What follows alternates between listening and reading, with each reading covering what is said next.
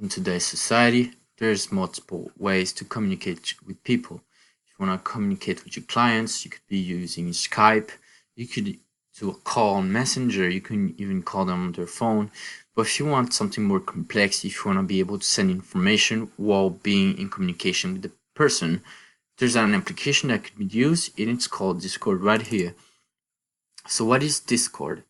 So Discord, if you look in the bottom left corner of the screen, there's gonna be your name, your logo. Here's gonna be the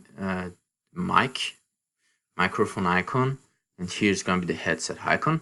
If you press on the microphone icon, it's gonna mute you. Your mic is working if you see the green circle around your character's icon. You can change your character's icon if you press on this button right here in the middle of the screen. It's gonna be this edit button here. You can just change your avatar as much as you want. Just press escape here or save if you wanna leave it. You can create servers if you wanna invite people.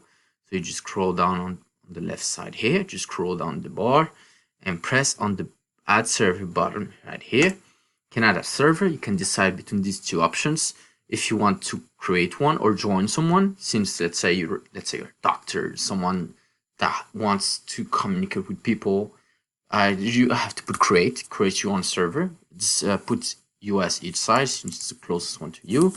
Put your name here, Dr. Mark Anthony. That'll be easy. That's me. Create. It's gonna create a Discord. You can invite people that I know of. There's gonna be a link right here that you can be sending it to people. That's the address bar. Just make sure copy paste a link and send it to the people you need to. You can communicate. You can even have a text channel, so whenever they join the channel, they can be able to see what are the rules and everything. On the top left corner of the right side here, there's the people that are in the server right now. There's only me. If you wanna decide to invite people, like I said, there was the bottom pin. You can do some pins. You can see the members.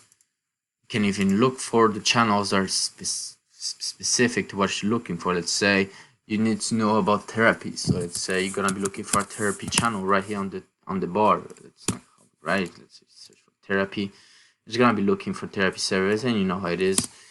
There's no service about therapy anyway. So that's about it for Discord.